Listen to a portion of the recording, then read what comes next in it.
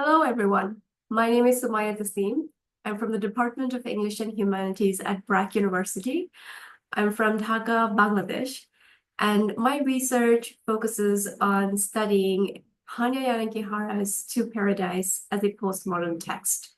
Now, the reason why I chose Hanya Yanagihara's text to analyze its postmodernism particularly lies upon the fact that there was a time where I was hyperfixated on understanding American postmodernism. I think what influenced me quite a lot was studying the transition of postmodernism, the modernism to postmodern era in America through poetry, films, and texts. What inspired me to study postmodernism was Carl Vonnegut, of course, but upon which, when I started, you know, participating in social media, I realized I come across Hanya Yanagihara not as an author, but as a prominent journalist in the fashion space, upon which her first book was published. And that 700 plus book, A Little Life, changed my life because uh, I was so motivated to understand the lens of trauma in a very enlightened manner, but also to find criticisms and back and forth of the idea of understanding trauma through the lens of author. Fast forward reading her other book, People in the Trees, I ended up choosing this for my MA dissertation. And that was a bit of a gamble. I'll tell you why, because I started my MA dissertation at the end of 2022. When this book was published, I spent around a month reading and rereading the text, and I understood that my inspiration and grit into understanding postmodern literature was so in tune with this text in itself that I just couldn't choose any other book to write my dissertation on. And what I found very interesting about this book was this book isn't only a single book, rather, it's divided into three different books in itself.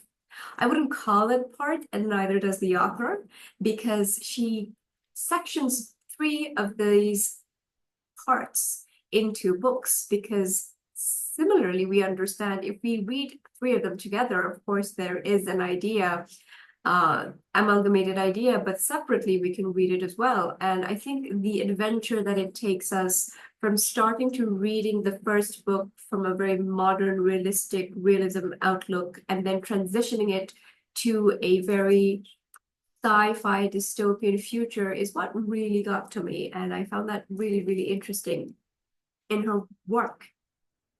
Of course, was it confusing for me to read the book? Yes, of course it was. And particularly because it has very central characters who are prominent, yet in different books, they have different presence. And this also approaches the idea of a multi-universe or a multi-generational understanding of America. And I found that so fascinating. And that's why I thought, you know, what inspired me the most for presenting this paper to you was to speak about my inspiration, speak about a time. I think it was for 3 years. I was really, really inspired and motivated to study postmodernism. And I think I'd like to pay an homage to not only the text, but also I think to me, just in general, because I was so fascinated by the self that I was back at the time. And that's what the book teaches us to do as well. That's what Hanya Yanagihara tells as well.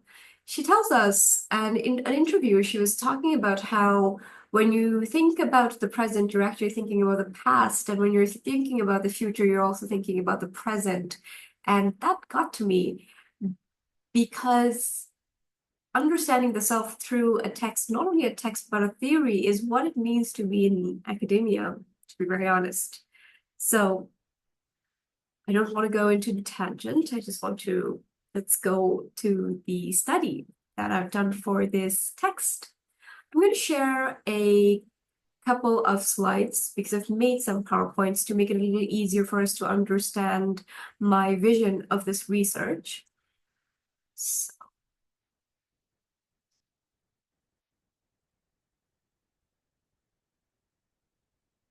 it'll take some time.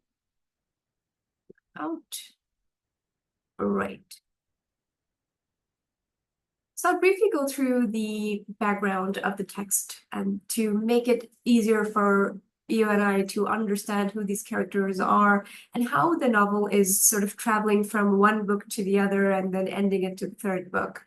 With the literature review, I want to approach the theory of postmodernism and attach it to the text, upon which I want to go back to my research question and then state my thesis into understanding my goal into doing this research. Of course, in my primary research, there are various evidences of what makes this text postmodern, but I've chosen to keep it really short, and I'll focus on three key evidences. So what we find, interestingly, when you start reading the book, is you find that Hanya Yanagihara designs three different maps for us, and it's in three different spaces. The first would be Washington Square in 1893, and then you'll find another map in 1993 that goes ahead and also separates itself into two different parts, and one of the parts map is shown on the screen. As you can see, it's in Lipuaunahele, very close to the Hawaiian lands. And then we would find the third book, which is stated in 2093, but America is no longer called America, it's called Zone 8. To make it a little easier for you, I've kept some flowcharts, as you can see I'm skimming through, because these flowcharts really make it easy for us to understand what this text really goes into, because as you can see that some characters are repetitive. These are not the same characters. They are different characters, but it's all at the same time very connected to one another. And this is where I want to go back and tell you how the multiple generation and multi-universe in itself taking place is so interesting. It makes me think about how this why I am in this universe perhaps isn't in another universe, and just the tangent thought of that revolution really tickles your brain, and that's what I found so interesting about this text. So in the first book, you find that from the text in general, you'll find it very interesting that the first book focuses on a post-Civil War America. And in post-Civil War America, it takes the readers back to the 19th century, an alternate version of 1893, where United States is now called the Free States, where homosexuality and free religious practice is encouraged and is quite legal. But still, arranged marriage is pretty much motivated and very much actively participated, particularly because systemic racism and systemic class distinction still was really prevalent. And so the mingling of different classes and different races was looked down upon. And the main focus of the first book would be on David Bingham, the grandson of Nathaniel Bingham. Despite finding an elderly suitor, Charles Griffith, for David Bingham, we find that his emotions for another character, a love interest, that he closely works and associates himself with in a small school, really sparks a great love affair, upon which we realize that, Edward Bishop's financial status and questionable past creates multiple errors in their love affair, which really puts the central character in a very unsettling state. On the other hand, in the second book, what we find is that there is two different parts and sections of the book where David Bingham is a young Hawaiian paralegal who lives with Charles Griffith, who is an elite senior partner in the same firm. And it is 1993, it sheds light on the AIDS epidemic. But on the other hand, we find that Kawika, David Bingham, has a secret, a stash of unopened letters sent by his father, whose name also happens to be David Bingham, but we know him as Wika. So upon opening the letters, we find out about his father's past and relationship with this very interesting character, mostly an anarchist who tries to decolonize the Hawaiian traits from the American colonization in the early times, and what it had then led their relationship into disrupting through and through. And that's what the radical notion of Hawaiian independence is, what inspires the second book, of course, because we find out that Edward Bishop kind of reinstates and tries to reinstate the the true origin of Hawaiian sentiments post-American colonization. But the third book transports us to a different place in itself, because the last part of the novel is focusing on a very detailed understanding of the future. We're traveling to the future where it's 2093, where America is facing multiple pandemics and the world has collapsed due to different kinds of plagues. We find that the character here, Charles Bingham Griffith, is a woman, it's a girl married to Edward Bishop. Charles Bingham Griffith happens to be one of the survivors of a very complicated virus amongst of the many pandemics that had happened. And there were a lot of physical and mental side effects to that antivirus Zycor, which was quite regulated in 2070. Charles is married to Edward Bishop, but upon this, we also find out that Charlie gets very close to a very mysterious man whose name is David. And the second part of the book, again, this book is also divided into a second part. We find a series of letters which is sent from Charlie's grandfather. And as you can see, I keep calling the central character Charlie and Charles because of her formal and nickname used in the text. And we find a series of letters where Charles' grandfather is sending to his friend Peter to understand the lens of life that her grandfather had lived. This is also, I want you to know, a very survival kind of story. Charlie's attempt to free herself from a totalitarian American society that hyper-focuses on surveillance, hyper-focuses on protection and controlling the civilians, where we understand one of the most interesting part from the transition from book 1 to book 3 is the book 1 is quite liberal when you think about it. The other, because they're very open-minded in certain aspects, but on the other hand, it's not.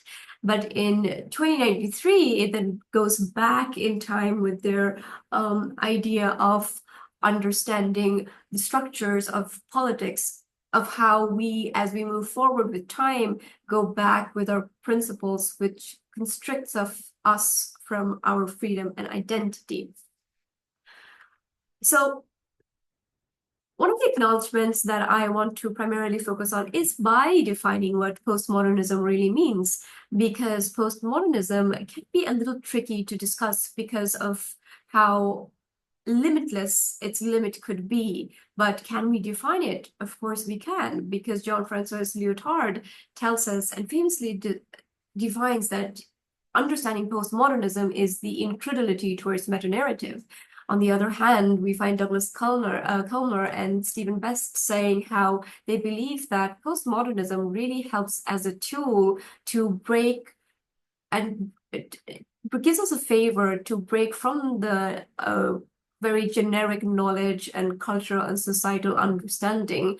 Ihab Hassan very famously, while structuring postmodernism as a theory in his paper, mentions that postmodernism helps us to embrace continuity, discontinuity, diachrony, synchrony in a dialectic manner, and a vision for ignoring a historical interpretation. What it then does, and I believe, is open gates to understanding the structures of a society. So that's something that's very interesting because we also find that very much relevant in Hanya Yanagihara's work.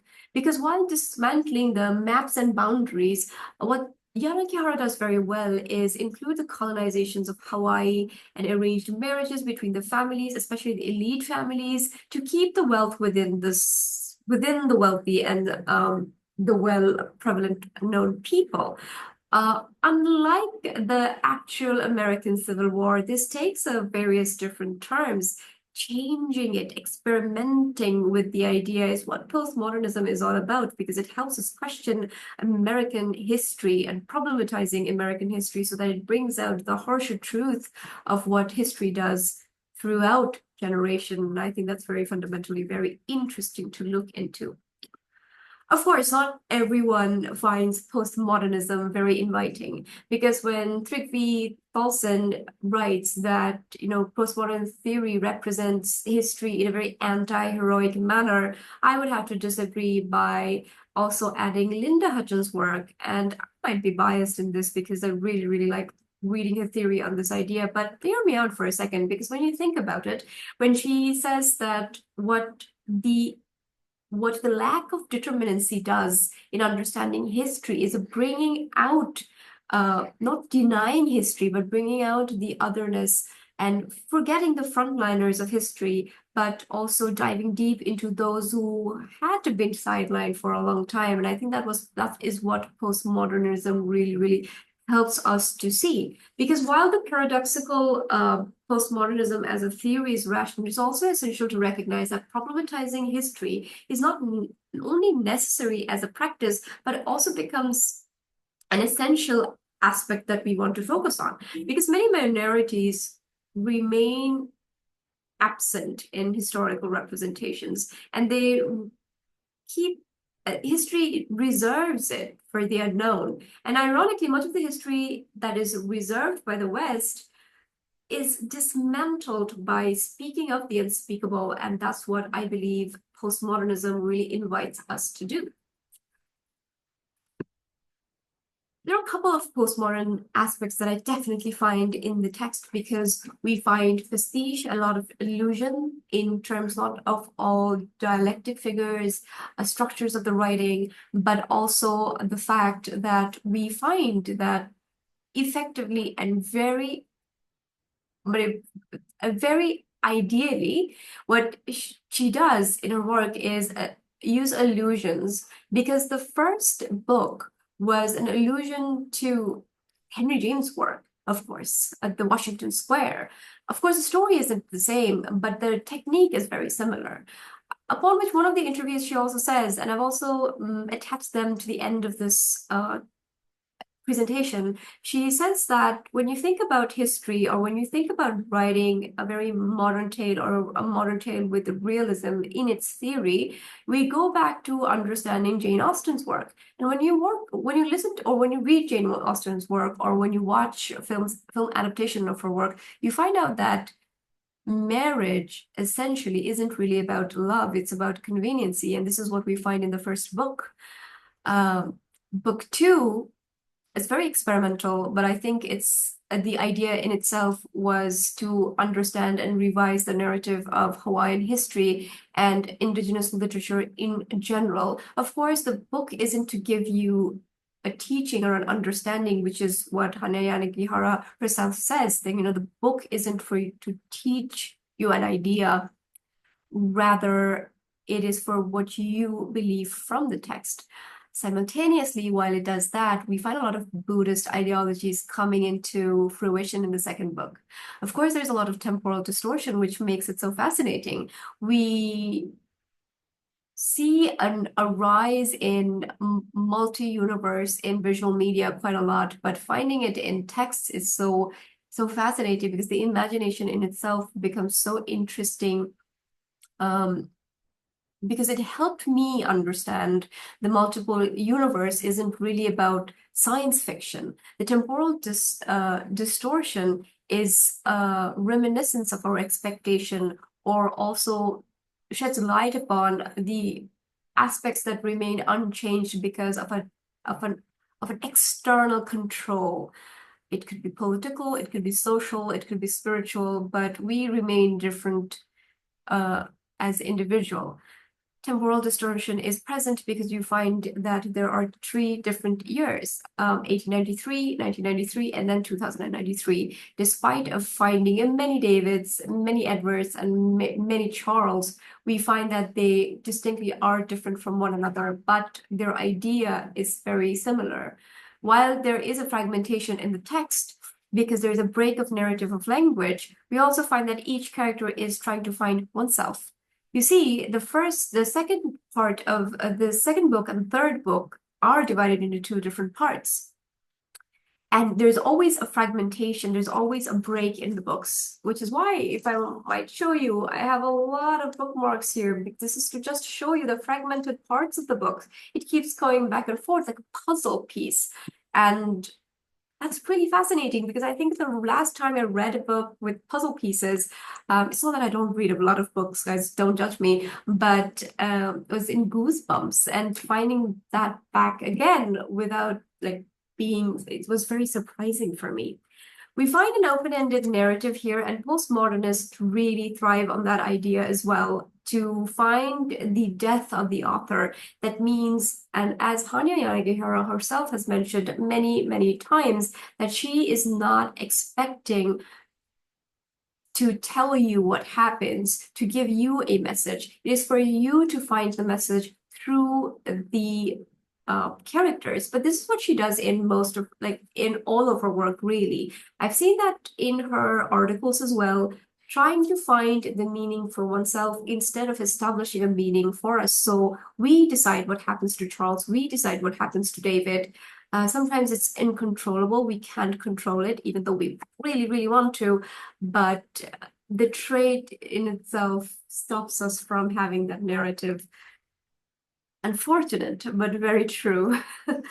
So these are the traits we obviously find in postmodernism as well. But of course, what are bigger questions that we find in the text is a very interesting approach to race, interesting approach to colonial lens, the mentality of colonization, and what it is to decolonize the mind, or is it really possible to decolonize the mind at all?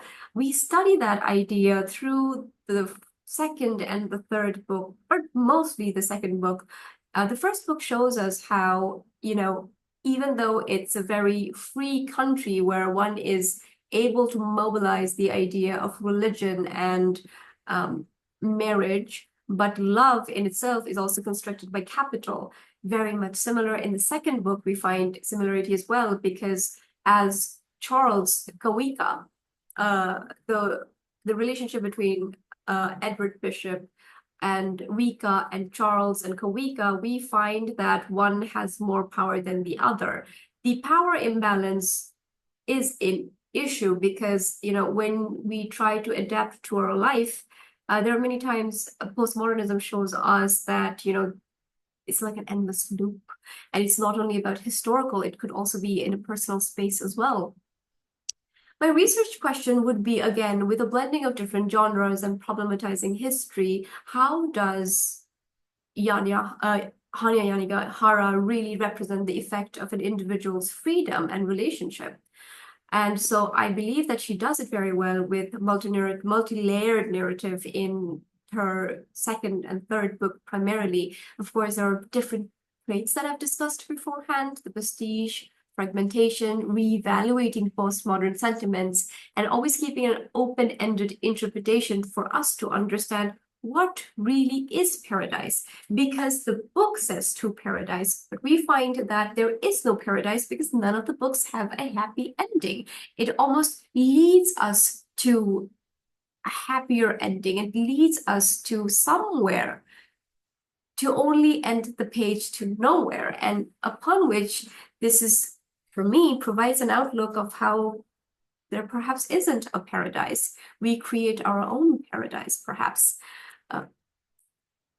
The key evidences, of course, I go back and refer to my work, is the shifting of the past and the semi-present and the future. There are certain quotes that I've kept in this in this slide so that you can also see some excerpt of the text, because we find that what Yanagihara does really interestingly is she tries to reconfigure what it is to find the events of life. And she carries the burden of the past by representing a very utopian upfront, but undoubtedly the openness of the marriage regarding all genders portrays a liberal notion of the society that the book one is really doing. The freedom of marriage then becomes simply a bill of rights, not a privilege, because if you are not marrying for love, rather marrying for capital, again, we're controlled by an external idea. And the reconstruction of the past and what defines the quote-unquote American dream is not simply the opportunity to secure land, secure capital and independence, is it? But more or less, when we think about a free America and America being the land of dreams, is then attached to materialistic ideologies, and the loss of love and loss of humanity really takes a toll.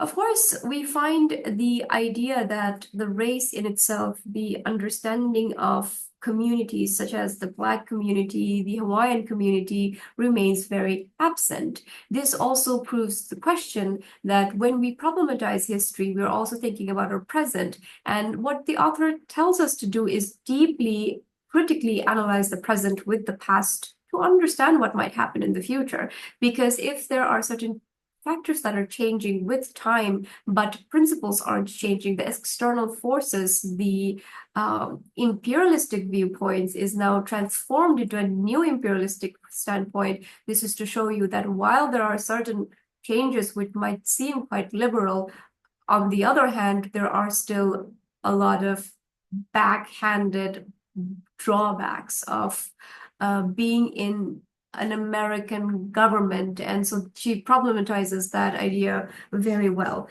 And I think that's quite interesting. I go back and I'm going to try to also understand that from my text. And I have a couple of this right here myself. I'm just going to read them off, because the book one kind of inquires the ideology behind freedom by portraying an American society that invites a specific, if not all, sexual orientation. In return, racially and socially othering the communities remain. So what postmodernism does is, while it's a progression of modernism, inhibits a newer qualities to show you the traits of power imbalances. Of course, modernism opened that idea, but postmodernism is now having a newer concept to show you that with time and with fragmentations of ideas, what remains the same to the core is the inability to deconstruct that idea in itself. Because when you see that we're moving forward to 2093, there are newer laws of Marriage Act law,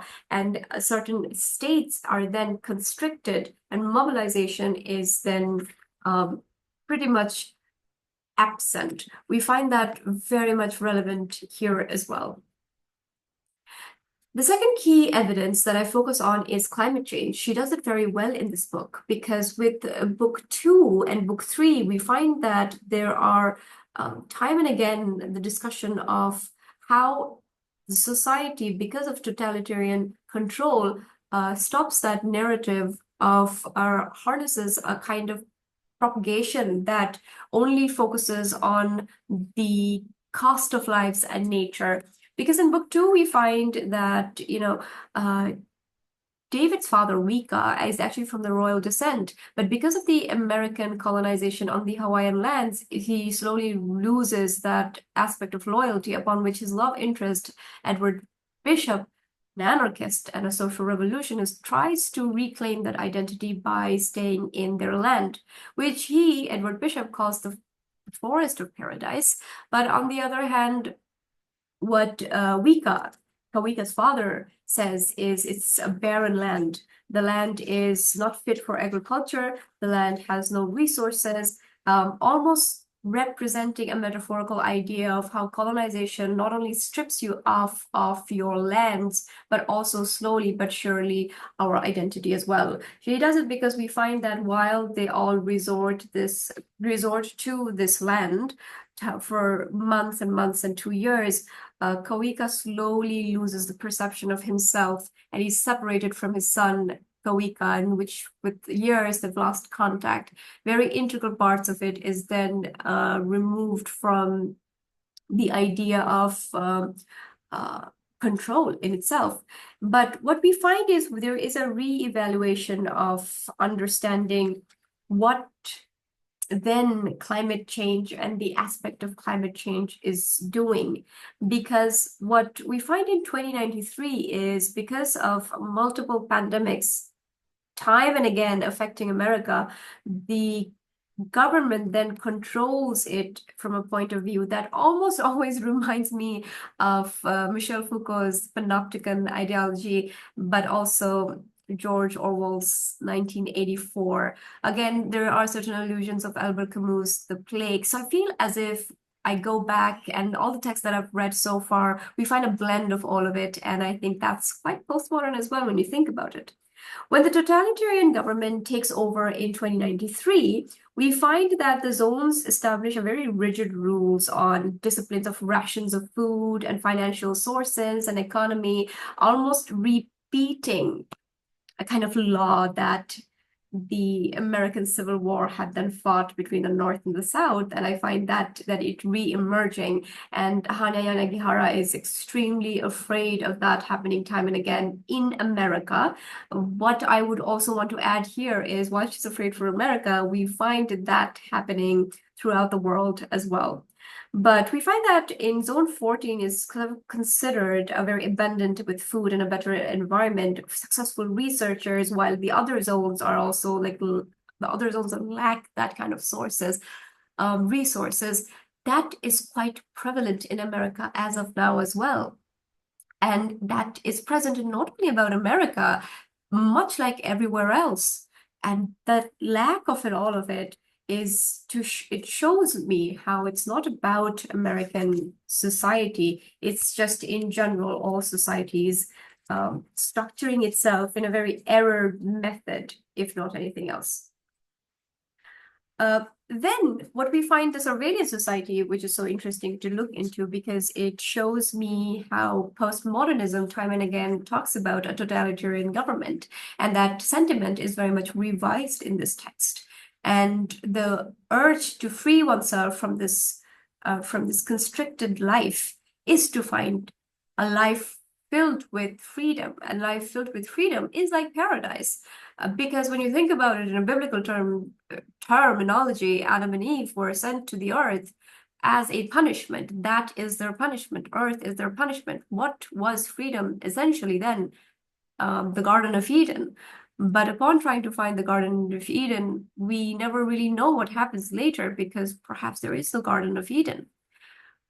Because she says, and I've quoted this here, is that suggestion that happiness, not contentment, but bliss is something that you can achieve if you believe hard enough, if you work hard enough, or if you try hard enough. And it is a very punishing belief because it suggests that if you're somehow incapable of finding happiness, it is your fault.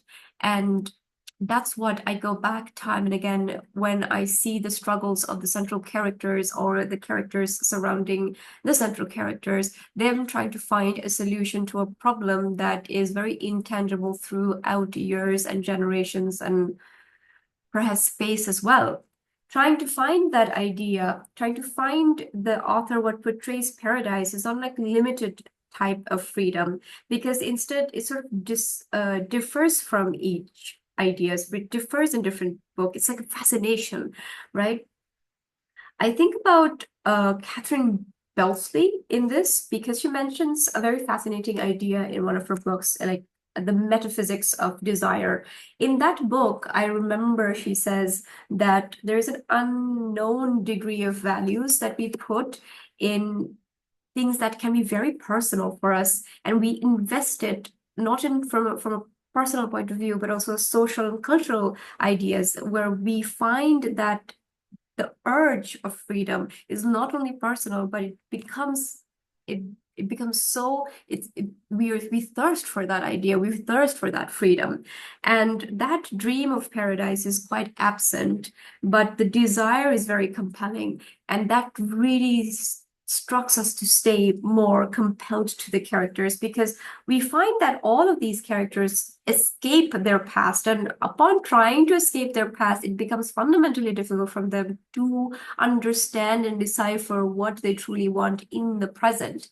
And I think all of that revolution is quite effective, because the tale of the unknown, the tale of these uneven timeline, shows us that to be human is to have certain idea of nostalgia that can be quite blurry, but at the same time purposefully blurry, and because we would want to find a different idea of oneself. That's what I find very, very effective in the works of Hanya Yanagihara. These imagined paradises that we're talking about we look back time and again and try to establish what truly the idea of paradise we could be founded upon.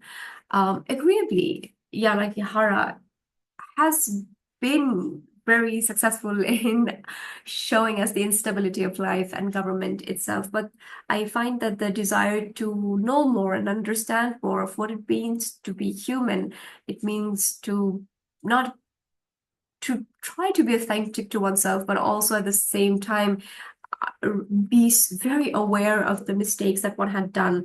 And the mistakes and the idea of trying to go beyond those mistakes, or just some characters just becoming the way they are, quite forever suffering infinitely, all the same time being gentle and violent simultaneously, shows us the trepidations of a human life that can be all at the same time quite animalistic.